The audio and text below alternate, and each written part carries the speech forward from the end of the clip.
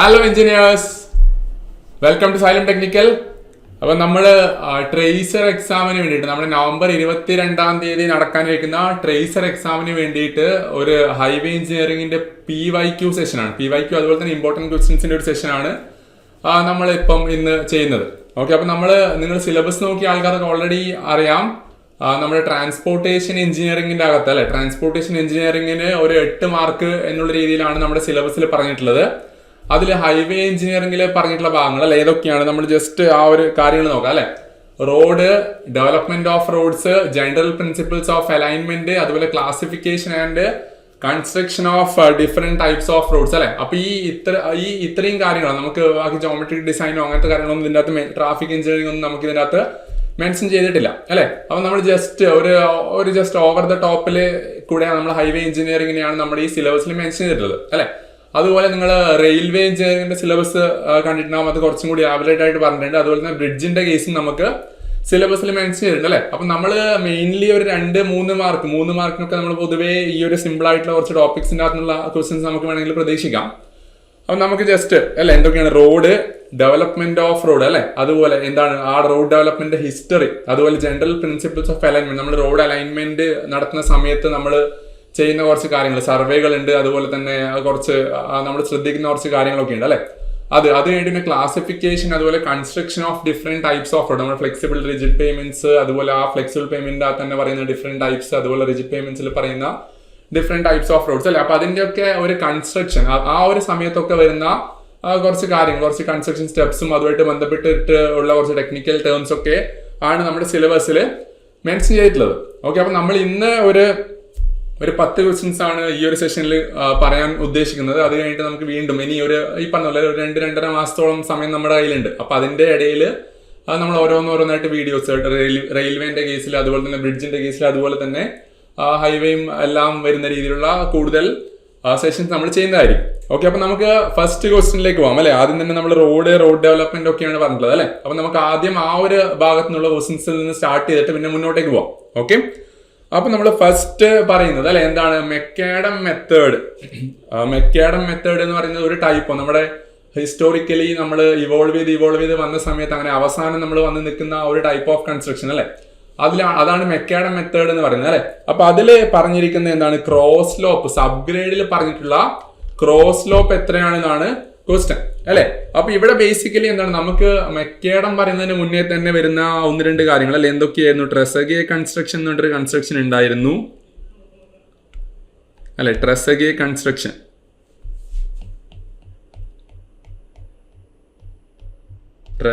Construction ഉണ്ടായിരുന്നു. അതുപോലെയാണ് Telford അല്ലെ, ടെൽഫോർഡ് കൺസ്ട്രക്ഷൻ. ഈ രണ്ട് കേസിലും പറഞ്ഞ സ്ലോപ്പ് 1/45 ആണ്. 1/45 അല്ലെ. അതുപോലെ ടെൽഫോർഡ് കൺസ്ട്രക്ഷന്റെ കേസിൽ പറഞ്ഞ ഡെപ്ത്, റോഡ് ഡെപ്ത് എന്ന് പറയുന്നത് അല്ലെ, ഡെപ്ത് 410 മില്ലിമീറ്റേഴ്സ്. അതുപോലെ ട്രെസഗേ കൺസ്ട്രക്ഷന്റെ കേസിൽ 300 മില്ലിമീറ്റേഴ്സ് അല്ലെ, റോഡ് ഡെപ്ത് ആണ് ഞാൻ പറയുന്നത്, റോഡ് ഡെപ്ത്. അതുപോലെ നമ്മുടെ റോമൻ റോഡ്സും കൂടി ഉണ്ടായിരുന്നു അല്ലെ. റോമൻ റോഡ്സിന്റെ കേസിൽ നമ്മൾ അങ്ങനെ ഒരു ഗ്രേഡിയന്റ്, ക്രോസ് സ്ലോപ്പ് ഒന്നും പറഞ്ഞിട്ടില്ല. പക്ഷെങ്കിൽ അവിടെ പൊതുവേ നമ്മൾ പറയുന്ന റോഡ് ഡെപ്ത് എന്ന് പറയുന്നത് 750 to 1200 മില്ലിമീറ്റേഴ്സ് ആയിരുന്നു അല്ലെ. അപ്പൊ ഇത്രയും വാല്യൂസ് ആണ് നമ്മൾ ആദ്യം നമ്മുടെ റോമൻ റോഡ്സ് വന്നു, പിന്നെ അതുപോലെ ട്രെസഗേ വന്നു, പിന്നെ ടെൽഫോർഡ് കൺസ്ട്രക്ഷൻ വന്നു അല്ലെ. അത് കഴിഞ്ഞിട്ട് പിന്നെ വന്നാണ് നമ്മുടെ മെക്കാഡം കൺസ്ട്രക്ഷനിൽ പൊതുവേ പറയുന്ന റോഡ് ഡെപ്ത് എന്ന് പറയുന്നത് എത്രയാണ്, മെക്കാഡം കൺസ്ട്രക്ഷന്റെ കേസിൽ 250 മില്ലിമീറ്റേഴ്സ് ആണ് റോഡ് ഡെപ്ത് പറഞ്ഞത്. അതുപോലെ തന്നെ ഇതുമായിട്ട് ബന്ധപ്പെട്ടിട്ട് വന്ന ക്രോസ് സ്ലോപ്പിന്റെ വാല്യൂ അല്ലെ 1/36 ആണ്. 1/36 ആണ് അല്ലെ. 1/36 250 mm ആണ് നമ്മുടെ മെക്കാഡം മെത്തേഡിന്റെ കേസിൽ നമ്മൾ പറയുന്ന ക്രോസ് സ്ലോപ്പും അതുപോലെ നമ്മുടെ റോഡ് ഡെപ്ത്. ഓക്കെ, അപ്പൊ ഈ 4 ഡിഫറെന്റ് ടൈപ്സ് ഓഫ് റോഡ്സ് അല്ലെ, റോമൻ റോഡ്സ്, ടെൽഫോർഡ്, ട്രെസഗേ, മെക്കാഡം, അതിൻ്റെ അകത്ത് പറയുന്ന ഈ വാല്യൂസ് ഒക്കെ ഒന്ന് അറിഞ്ഞിരിക്കുന്നത് വളരെ നല്ലതായിരിക്കും. ഓക്കെ, ഇനി ക്വസ്റ്റ്യൻ നമ്പർ 2 പോവാം. എന്താണ്, the road foundation for modern highway construction was developed by അല്ലെ. അപ്പൊ നമ്മളിപ്പം ഫസ്റ്റ് ക്വസ്റ്റ്യൻ പറഞ്ഞു നിർത്തിയ സമയത്ത് അവിടെ പറഞ്ഞതായിരുന്നു നമ്മൾ ഇവോൾവ് ചെയ്ത് അവസാനം മെക്കാഡം കൺസ്ട്രക്ഷൻ ആണ് വന്ന് നിർത്തിയിട്ടുള്ളത് എന്നുള്ളത് അല്ലെ. അത് നമ്മൾ പൊതുവെ ഇന്നത്തെ കാലത്ത് റോഡ് കൺസ്ട്രക്ഷന്റെ കേസിൽ പറയുന്നത് മെക്കാഡം ടാറിംഗ് എന്നൊക്കെയാണ് നമ്മൾ പൊതുവെ അങ്ങനെ ഒരു ടേം നമ്മൾ പറഞ്ഞു കേൾക്കാറുണ്ട് അല്ലെ. അപ്പൊ പൊതുവെ എന്താണ് ബേസിക്കലി നമ്മൾ ഇന്ന് കാണുന്ന ടൈപ്പ് ഓഫ് കൺസ്ട്രക്ഷനുമായിട്ട് ബന്ധപ്പെട്ടിട്ട് നമ്മൾ പറയുന്ന കൺസ്ട്രക്ഷൻ മെക്കാഡം കൺസ്ട്രക്ഷൻ ആണ് അല്ലെ. അതിൽ വന്ന ഡിഫറൻസ് എന്തായിരുന്നു? ഇനീഷ്യലി നമ്മൾ റോമൻ റോഡ്സ്, ട്രെസഗെ, ടെൽഫോർഡ് അല്ലെ, ഇതിൻ്റെ അകത്തൊക്കെ എന്ന് പറയുന്നത് ഇനീഷ്യലി ഒരു ഫൗണ്ടേഷൻ സ്റ്റോൺ അല്ലെ, ഫൗണ്ടേഷൻ സ്റ്റോൺ ഉണ്ടായിരുന്നു, ഫൗണ്ടേഷൻ സ്റ്റോൺ ഉണ്ടായിരുന്നു. അത് കഴിഞ്ഞിട്ട് അതിന്റെ മേളിലേക്കാണ് നമ്മുടെ ബാക്കിയുള്ള ലേയേഴ്സ് വന്നത് അല്ലെ. ഇത് റോമൻ റോഡ്സിന്റെ കേസിൽ അതുപോലെ ട്രെസഗെ, അതുപോലെ ടെൽഫോർഡ്, ഇതിന്റെ ഒക്കെ കേസിൽ നമുക്ക് ഈ ഫൗണ്ടേഷൻ സ്റ്റോൺ ഉണ്ടായിരുന്നു. അതിന്റെ മേളിലാണ് നമ്മുടെ ബാക്കി ലേയേഴ്സ് വന്നത്. പക്ഷെ മെക്കാഡം കൺസ്ട്രക്ഷന്റെ കേസാണ് അവർ പറഞ്ഞത് എന്ത്, നമുക്ക് സോയിൽ സബ്ഗ്രേഡ്, സോയിലിനെ കോമ്പാക്ട് ചെയ്താൽ മതി അല്ലെ, soil compacted four foundation layer അല്ലെ. ആ ഒരു ടൈപ്പ് ഓഫ് കൺസ്ട്രക്ഷൻ വന്നത് മെക്കാഡം കൺസ്ട്രക്ഷൻ ആണ് അല്ലെ. നമ്മൾ സോയിൽ കോമ്പാക്ട് ചെയ്ത് കഴിഞ്ഞാൽ തന്നെ നമുക്ക് അത്യാവശ്യം സ്ട്രെങ്ത് ഉള്ള ഒരു ഫൗണ്ടേഷൻ കിട്ടും എന്നൊക്കെ പറഞ്ഞത് നമ്മുടെ മെക്കാഡം ആണ് അല്ലെ. ജോൺ മെക്കാഡം എന്ന് പറയുന്ന ആ ഒരാളാണ് ഈ മെക്കാഡം കൺസ്ട്രക്ഷന്റെ പിറകിൽ നിൽക്കുന്ന ഒരാൾ അല്ലെ. അപ്പൊ അതാണ്. അപ്പം road foundation for modern highway construction was developed by ആരാണെന്ന് ചോദിച്ചാൽ അതിന്റെ ആൻസർ മെക്കാഡം ആണ് അല്ലെ. മെക്കാഡം കൺസ്ട്രക്ഷൻ ആണ് നമ്മൾ ഇന്ന് കാണുന്ന ടൈപ്പ് ഓഫ് കൺസ്ട്രക്ഷൻ. ഓക്കെ, ഇനി നമുക്ക് ക്വസ്റ്റ്യൻ നമ്പർ 3 പോവാം. ഓക്കെ, ഇത് നമ്മുടെ ഹിസ്റ്ററി, അതായത് ഇന്ത്യൻ റോഡ്സിന്റെ ഡെവലപ്മെന്റിൽ ഭാഗമായിട്ടുള്ള കുറച്ച് കാര്യങ്ങളാണ് അല്ലെ. ഇതൊക്കെ അത്യാവശ്യം ഇതിലുള്ള 1-2 കാര്യങ്ങൾ പല പ്രാവശ്യം റിപ്പീറ്റഡ് ആയിട്ട് നമ്മുടെ PSC ചോദിച്ചിട്ടുള്ള കാര്യമാണ് അല്ലെ. ഇന്ത്യൻ റോഡ്സ് കോൺഗ്രസ് എന്നാണ് ഇവിടെ ചോദിച്ചത്. Indian Roads Congress was set up in the year എന്നുള്ളതാണ് ഇവിടുത്തെ ക്വസ്റ്റ്യൻ അല്ലെ. അപ്പൊ അത് ഒരുമാതിരിപ്പെട്ട ആൾക്കാർക്കൊക്കെ ഈ ഒരു സബ്ജക്ട് കുറച്ചൊക്കെ പഠിച്ചിട്ടുള്ള ആൾക്കാർക്ക് അറിയാം അല്ലെ. 1934 ഇന്ത്യൻ റോഡ്സ് കോൺഗ്രസ്, അതായത് എന്താണ് IRC അല്ലെ. IRCയുടെ പല മാനുവലുകൾ നമ്മൾ പല സ്ഥലങ്ങളിലും യൂസ് ചെയ്യാറുണ്ട് അല്ലെ. അപ്പൊ IRCന്റെ സെറ്റിംഗ് അപ്പ് ഓഫ് IRC എന്ന് പറയുന്നത് 1934 അല്ലെ. ഇനി 1927 എന്തായിരുന്നു? 1927 ജയക്കാർ കമ്മിറ്റി അല്ലെ. ജയക്കാർ കമ്മിറ്റിന്റെ ഫോർമേഷൻ ഉണ്ടായത് 1927 ആ ജയക്കാർ കമ്മിറ്റിയാണ് ഈ IRC ഒക്കെ എസ്റ്റാബ്ലിഷ് ചെയ്യണമെന്നൊക്കെയുള്ള രീതിയിൽ എന്താണ് സജഷൻസ് പുട്ട് ഫോർവേഡ് ചെയ്തത് അല്ലെ. ജയക്കാർ കമ്മിറ്റി 1927 കൂടി അവർ 1928 റിപ്പോർട്ട് വെച്ചു. അത് കഴിഞ്ഞിട്ട് 1929 സെൻട്രൽ റോഡ് ഫണ്ട് ഉണ്ടായി. പിന്നെ അതുമായിട്ട് ബന്ധപ്പെട്ട് ഇന്ത്യൻ റോഡ്സ് കോൺഗ്രസ് ഉണ്ടായി. അതുപോലെ 1952 CRRI അല്ലെ, എന്താണ് സെൻട്രൽ റോഡ് റിസർച്ച് ഇൻസ്റ്റിറ്റ്യൂട്ട് അല്ലെ. ഈ ഒരു ഇൻസ്റ്റിറ്റ്യൂട്ടും ഈ ഒരു റെക്കമെൻഡേഷൻസിന്റെ ഭാഗമായിട്ട് ഉണ്ടായതാണ് അല്ലെ. അതുപോലെ 1939 വന്ന കാര്യം എന്ന് പറയുന്നത് മോട്ടോർ വെഹിക്കിൾ ആക്ട് ആണ്. ഇന്ത്യൻ മോട്ടോർ വെഹിക്കിൾ ആക്ടിന്റെ ആദ്യ രൂപം ഉണ്ടായത് അല്ലെ 1939 ഓക്കെ, അപ്പൊ ഈ കാര്യങ്ങളൊക്കെ നിങ്ങളൊന്ന് ഓർത്ത് വെക്കുക. അതുപോലെ 1854 വളരെ പണ്ട് ഒരു കാര്യം ഉണ്ടായിരുന്നു, CPWD എസ്റ്റാബ്ലിഷ്മെന്റ്, ലോർഡ് ഡൽഹൌസിന്റെ കാലത്ത് 1854 CPWD എസ്റ്റാബ്ലിഷ് ആയത്. ഓക്കെ, അപ്പൊ ഇത്രയും കാര്യങ്ങൾ ഈ ജയ്ക്കാർ കമ്മിറ്റിന്റെയും IRCന്റെയും എസ്റ്റാബ്ലിഷ് ചെയ്ത ഇയർ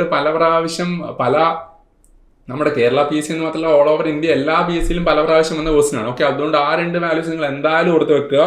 ബാക്കിയുള്ള വാല്യൂസ് ഇനി ഇപ്രാവശ്യം നമുക്ക് വേറെ എന്തെങ്കിലും പുതുതായിട്ട് ചോദിക്കണം എന്നുള്ള രീതിയിൽ PSCക്ക് തോന്നുകയാണെങ്കിൽ അവർ ഈ പറഞ്ഞ ബാക്കി കാര്യങ്ങൾ ചിലപ്പോൾ ചോദിച്ചേക്കാം അല്ലെ. അപ്പൊ ഈ പറഞ്ഞ ഇയേഴ്സും കാര്യങ്ങളൊക്കെ നിങ്ങളൊന്ന് ഓർത്ത് വെക്കുക അല്ലെ. ഓക്കെ, ഇനി question number 4. The first 20-year plan was during. ഏതാണ്? നമുക്ക് കുറച്ച് വർഷങ്ങൾ തന്നെ അല്ലെ, 20-year പ്ലാൻ ആണ് അല്ലെ. അപ്പൊ ഓട്ടോമാറ്റിക്കലി ചിലപ്പം ഈ ഒരു കാര്യം അറിയാത്ത, ഈ ഒരു ക്വസ്റ്റ്യൻ കാണാത്ത ഒരാളാണെങ്കിൽ എന്ത് സംഭവിക്കും? ഇതിൻ്റെ അകത്ത് 20-year 20 കൊല്ലം, ഈ B എന്ന് പറയുന്ന ഓപ്ഷനിൽ 20 കൊല്ലമില്ല 18 കൊല്ലമേ ഉള്ളൂ. അപ്പൊ അതൊരു ആൻസർ അല്ല എന്ന് വിചാരിച്ചിട്ട് ബാക്കി ഏതെങ്കിലുമൊക്കെ ചിലപ്പം കുത്താൻ ചാൻസ് ഉണ്ട് അല്ലെ. പക്ഷെ നമുക്കറിയാം എന്താണ് ആൻസർ 1943 to 61 ആണ് അല്ലെ. അത് ഇനീഷ്യലി 1943 to 63 ആയിരുന്നു പ്ലാൻഡ്. പക്ഷേ 61 എത്തിയപ്പോഴത്തേക്ക് തന്നെ നമ്മുടെ ടാർഗറ്റ് ഒക്കെ അച്ചീവ് ആയത് കാരണം 61 ആ പ്ലാൻ ക്ലോസ് ചെയ്തിട്ട് 61 to 81 second road year plan ഉണ്ടായി അല്ലെ. ഈ 1943 to 61 എന്ന് പറയുന്നത് എന്താണ്? നാഗ്പൂർ ആണ് അല്ലെ, നാഗ്പൂർ പ്ലാന്. അതുപോലെ 61 to 81 എന്ന് പറയുന്നത് ബോംബെ പ്ലാൻ. അതുപോലെ 81 to 2000 എന്ന് പറയുന്നത് ലക്നൗ ആണ് അല്ലെ, ലക്നൗ പ്ലാൻ അല്ലെ.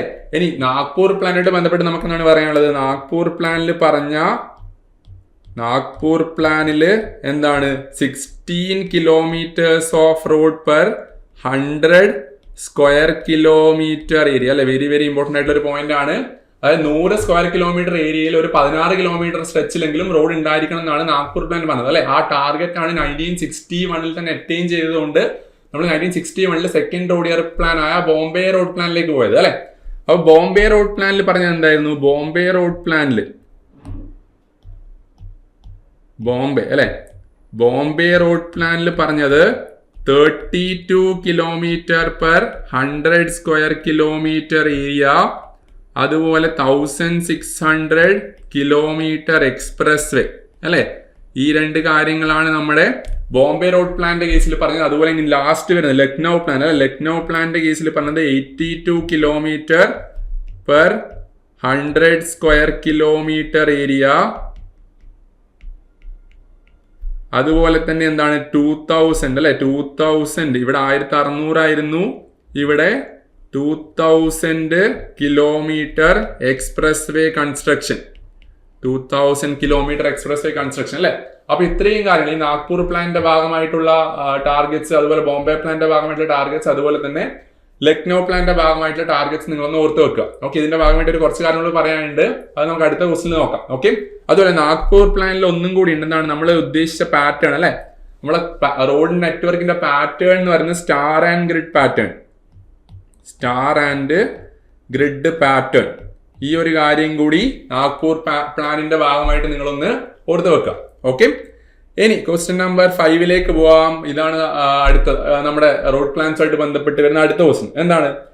As per the modified classification of road system by the third road development plan അല്ലെ. തേർഡ് റോഡ് ഡെവലപ്മെന്റ് പ്ലാനിന്റെ ഭാഗമായിട്ട് 1981 to 2000 നമ്മൾ നേരത്തെ കണ്ടതാണ് അല്ലെ. Roads in the country under primary system of road network, അതാണ് ക്ലാസിഫിക്കേഷൻ ഓഫ് റോഡ് അല്ലെ. അതായത് നമ്മുടെ ലക്നൗ പ്ലാന്റെ ഭാഗമായിട്ട് നമ്മൾ ക്ലാസിഫൈ ചെയ്ത് എങ്ങനെയായിരുന്നു? ലക്നൗ പ്ലാൻ അല്ലെ. ലക്നൗ പ്ലാന്റെ ഭാഗമായിട്ട് ലക്നൗ പ്ലാൻ അല്ലെ പ്രൈമറി, സെക്കൻഡറി, ടേഴ്സറി ആയിട്ടാണ് നമ്മൾ ക്ലാസിഫൈ ചെയ്തത് അല്ലെ. അപ്പൊ പ്രൈമറി എന്ന് പറയുന്നത് എന്തൊക്കെയാണ്? Expressways and expressway, അതുപോലെ നാഷണൽ ഹൈവേ ആണ് പ്രൈമറിയിൽ വരുന്നത് അല്ലെ. സെക്കൻഡറിയിൽ വരുന്നത് എന്താണ്? സ്റ്റേറ്റ് ഹൈവേസും മേജർ ഡിസ്ട്രിക്ട് റോഡ്സ് അല്ലെ. സ്റ്റേറ്റ് ഹൈവേസും മേജർ ഡിസ്ട്രിക്ട് റോഡ്സും സെക്കൻഡറിയിൽ വന്നു. ടേഴ്സറിയിൽ വരുന്ന കാര്യമാണ് അതർ ഡിസ്ട്രിക്ട് റോഡ്സും അതുപോലെ വില്ലേജ് റോഡ്സും അല്ലെ. ഇതാണ് ക്ലാസിഫിക്കേഷൻ. ലക്നൗ പ്ലാൻ 1981 2001 ഇടയിലുള്ള ലക്നൗ പ്ലാനിന്റെ അകത്ത് പറഞ്ഞ ക്ലാസിഫിക്കേഷൻ എന്ന് പറയുന്നത് പ്രൈമറി, സെക്കൻഡറി, ടേഴ്സറി ആണ്. അതിൽ പ്രൈമറി എന്ന് പറയുന്നത് അല്ലെ ക്വസ്റ്റ്യൻ അതായിരുന്നു. അതെന്താണ്? എക്സ്പ്രസ് വേ ആൻഡ് നാഷണൽ ഹൈവേസിനെയാണ് പ്രൈമറി ക്ലാസിഫിക്കേഷനകത്ത് ഇൻക്ലൂഡ് ചെയ്തിട്ടുള്ളത് അല്ലെ. ഇനി നാഗ്പൂർ പ്ലാനിന്റെ ഭാഗമായിട്ടുള്ള ക്ലാസിഫിക്കേഷൻ കൂടി നമുക്കൊന്ന് അറിഞ്ഞു വെക്കാം. എന്തൊക്കെയാണ്? National highway, state highway, major district road, other district roads, അതുപോലെ വില്ലേജ് റോഡ്സ് അല്ലെ. ഈ 5 ക്ലാസിഫിക്കേഷൻ. അതായത് ഇനി നിങ്ങൾ ചോദിക്കണം നാഗ്പൂർ പ്ലാനിന്റെ ഭാഗമായിട്ട് എത്ര ക്ലാസസ് ഓഫ് റോഡ്സ് ഉണ്ട് ചോദിക്കണം. അതിന് ആൻസർ 5 ആണ് അല്ലെ. അതാണ്. അപ്പൊ national highway, state highway, MDR, ODR, VR, അതാണ്.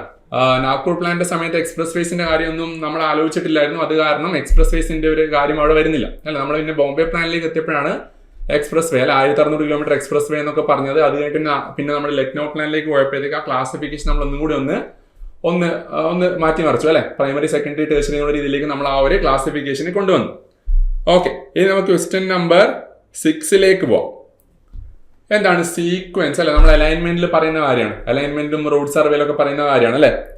Sequence of various engineering surveys which are carried out for the choice of A new highway project from the beginning അല്ലെ. അതായത് നമ്മൾ ഒരു പുതിയൊരു ഏരിയ അല്ലെങ്കിൽ പുതിയൊരു റോഡ് നെറ്റ്വർക്ക് ബിൽഡ് ചെയ്യാൻ ശ്രമിക്കുകയാണ് അല്ലെ. റോഡിന്റെ കൺസ്ട്രക്ഷൻ, അതായത് നമ്മൾ ഇതുവരെ ഇല്ലാത്തൊരു സ്ഥലത്ത് റോഡ് ബിൽഡ് ചെയ്യാണ്, റോഡ് പ്ലാൻ ചെയ്യാണ് അല്ലെ. അപ്പൊ ആ സമയത്ത് നമ്മൾ പറയുന്ന സീക്വൻസ് ഓഫ് എഞ്ചിനീയറിംഗ് സർവേ ആണ് അല്ലെ. അപ്പൊ ഇത് നമുക്കൊരു ബേസിക് ഐഡിയ ഉണ്ട്, നമുക്ക് അറിയാം അല്ലെ. നമ്മൾ എന്താണ് പറയുന്നത്? ഫസ്റ്റ് സർവേ എന്ന് പറയുന്നത് എന്താണ്? ഫസ്റ്റ് നമ്മൾ മാപ്പ് സ്റ്റഡിയാണ് പറയുന്നത് അല്ലെ. മാപ്പ് സ്റ്റഡി പറയുന്നു. പിന്നെ അത് കഴിഞ്ഞിട്ട് നമ്മൾ പറയുന്നത് റെക്കണൈസൻസ് ആണ് അല്ലെ. റെക്കണൈസൻസ് അത് കഴിഞ്ഞിട്ട് പിന്നെ നമ്മൾ പറയുന്നതാണ് പ്രിലിമിനറി സർവേ. അത് കഴിഞ്ഞിട്ട് നമ്മൾ പറയുന്നതാണ് ഡീറ്റെയിൽഡ് സർവേ അല്ലെ, ഡീറ്റെയിൽഡ് സർവേ.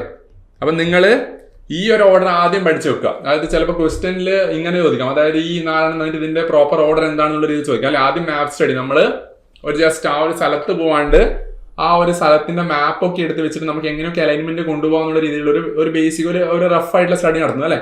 പിന്നെ സെക്കൻഡ് സ്റ്റേജ് ആണ് റെക്കഗ്നൈസൻസ് അല്ലെ. റെക്കഗ്നൈസൻസ് എന്ന് പറഞ്ഞാൽ നമ്മൾ ആ സൈറ്റിൽ പോകുന്നു, അവിടെയുള്ള ബേസിക് എക്യുപ്മെന്റ്സ് ഒക്കെ വെച്ചിട്ട് നമ്മൾ ചെറിയ കോമ്പസ് നീഡിലും അതുപോലെയുള്ള കാര്യങ്ങളൊക്കെ വെച്ചിട്ട് ഒരു ബേസിക് ഒരു റഫ് ആയിട്ടുള്ള ഒരു ഡീറ്റെയിൽസ് ഒക്കെ എടുക്കുന്നു അല്ലെ. അതാണ് റെക്കഗ്നൈസൻസ് ആണ്. പിന്നെ പ്രിലിമിനറി സർവേ എന്ന് പറഞ്ഞപ്പോൾ നമ്മൾ കുറച്ചും കൂടി ആ ഒരു ഫൈനൽ അലൈൻമെന്റ് ഫിക്സ് ചെയ്യുന്നത് പൊതുവേ നമ്മൾ പ്രിലിമിനറി സർവേയിലാണ് അല്ലെ.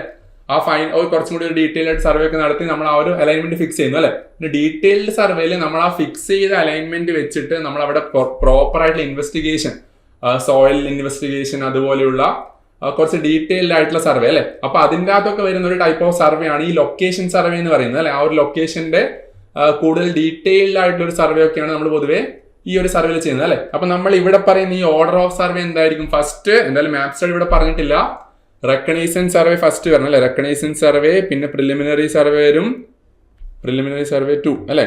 പിന്നെ പ്രിലിമിനറി സർവേ വന്നു, പിന്നെ അത് കഴിഞ്ഞിട്ടാണ് ലൊക്കേഷൻ സർവേ വരുന്നത് അല്ലെ. Okay, so the order has to be എന്താണ്?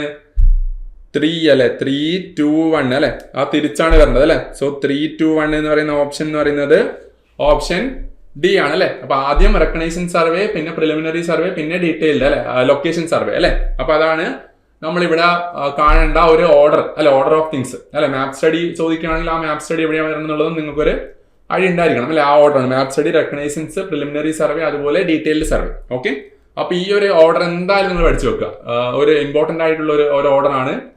മേ ബി ക്വസ്റ്റ്യനിലൊക്കെ ചിലപ്പം എന്തെങ്കിലുമൊക്കെ ഒരു രീതിയിലൊക്കെ ചിലപ്പോൾ ചോദിച്ചേക്കാം അല്ലെ. അതാണ്. ഓക്കെ, ഇനി ക്വസ്റ്റ്യൻ നമ്പർ 7. ഓക്കെ, നമ്മൾ റോഡ് കൺസ്ട്രക്ഷന്റെ ഭാഗമായിട്ടുള്ള ഒരു കാര്യത്തിലേക്ക് പോവാണ് അല്ലെ.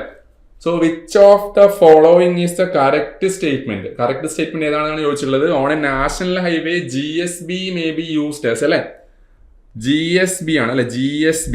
ആ GSB എന്ന് പറയുന്ന സാധനത്തിന്റെ ആ ഒരു എക്സ്പാൻഡഡ് ഫോം അറിയുന്ന ആൾക്കാർക്ക് ചിലപ്പം ഈ ക്വസ്റ്റ്യൻ ചെയ്യാൻ പറ്റും അല്ലെ. GSB ആണ് നമ്മൾ ചോദിച്ചത് അല്ലെ. അപ്പൊ GSB എന്താണ്? GSB എന്ന് പറയുന്നത് GSB ഈസ് ഗ്രാനുലാർ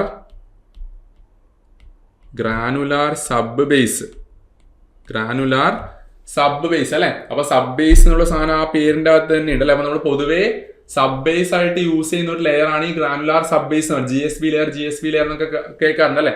അത് നമ്മൾ എന്താ ചെയ്യുന്നത്? നമ്മൾ ഡിഫറെന്റ് ഗ്രഡേഷൻസ് ഓഫ് അഗ്രിഗേറ്റ് എടുത്തിട്ട് അതിനെ നമ്മൾ മിക്സ് ചെയ്തിട്ട് അത് നമ്മൾ പൊതുവേ കൊടുക്കുന്ന ഒരു ലെയർ ബിറ്റുമിനസ് ലെയർ അല്ല, നോൺ ബിറ്റുമിനസ് ലെയർ ആണ് നമ്മൾ GSB ചെയ്യാറല്ലേ. കുറച്ച് മോയ്സ്ചർ ഒക്കെ കൊടുത്തിട്ട് അതിന്റെ മേളിൽ നമ്മൾ റോളർ വെച്ചിട്ട് കോമ്പാക്ട് ചെയ്യുന്നു അല്ലെ. അപ്പൊ ആദ്യം തന്നെ നമ്മൾ കാണുന്ന ആ ഒരു ലെയർ GSB ലെയർ ആണ് അല്ലെ.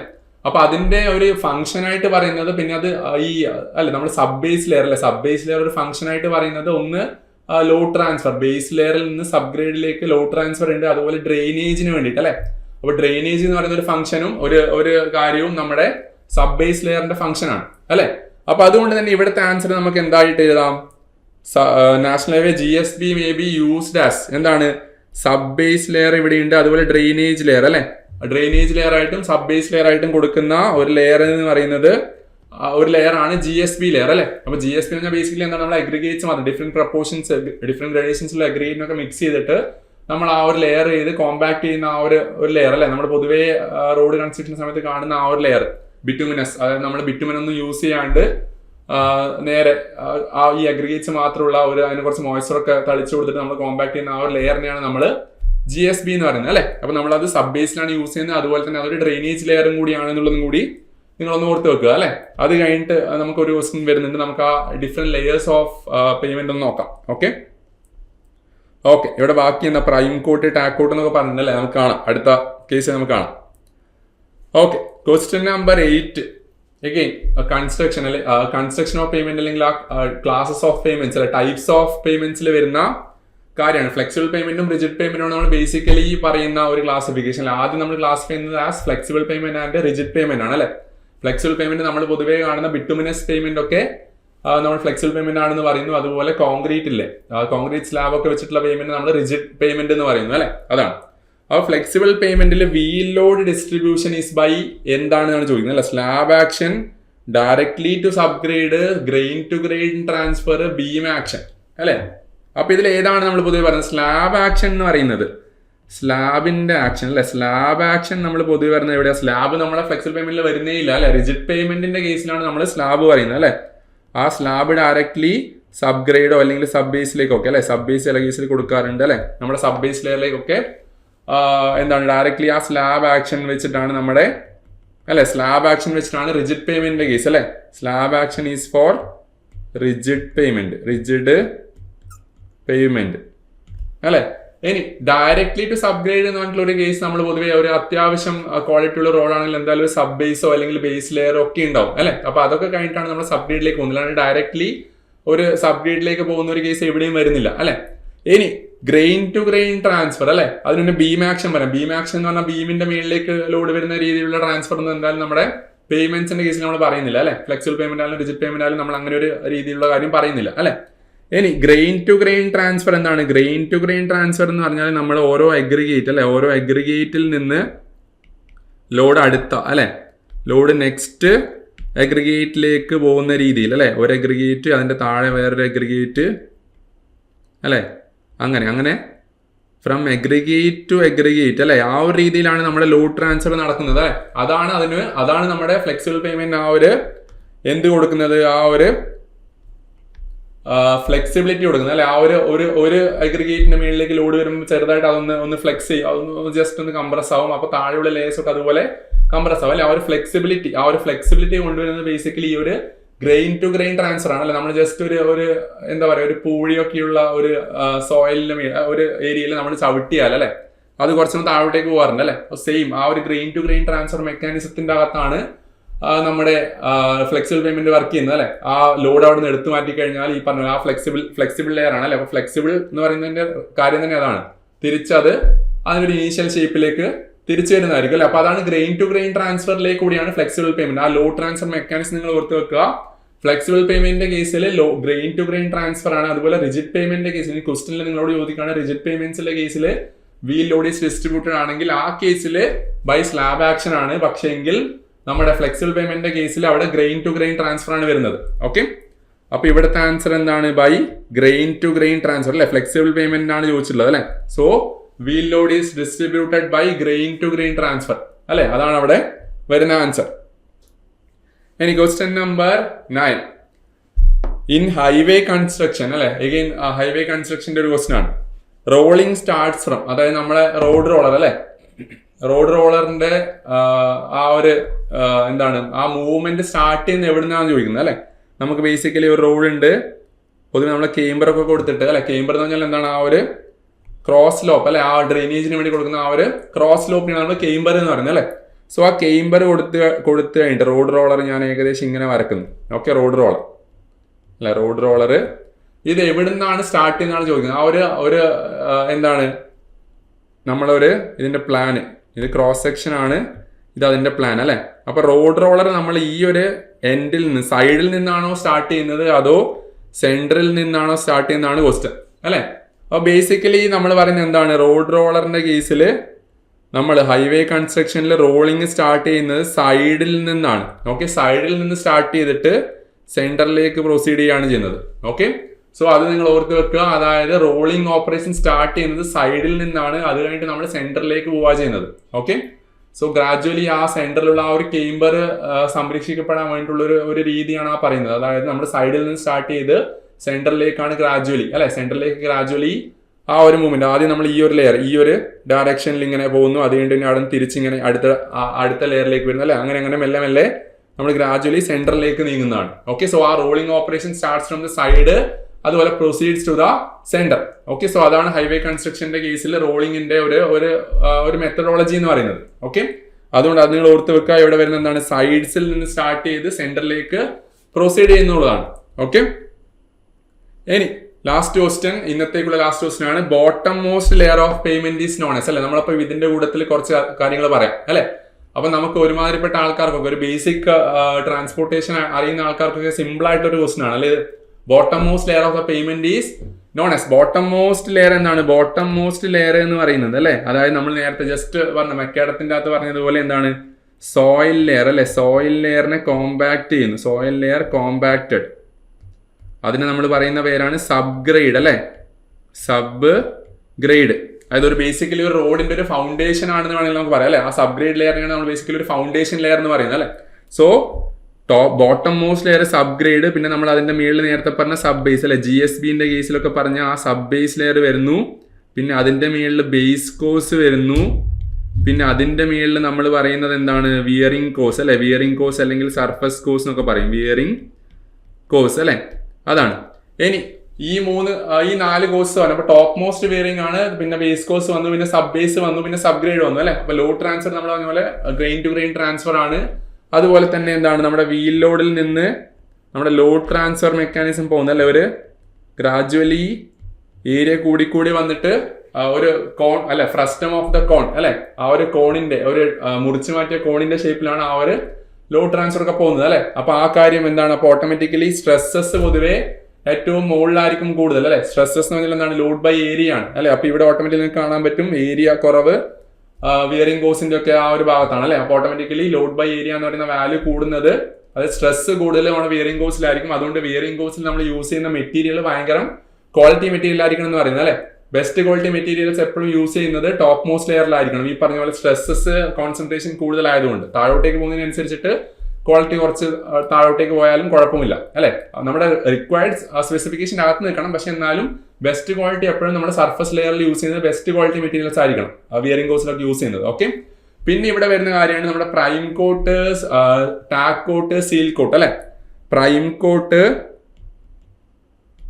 അതുപോലെ എന്താണ് ടാക്ക് കോട്ട്, അതുപോലെ സീൽ അല്ലെ, സീൽ കോട്ട് അല്ലെ.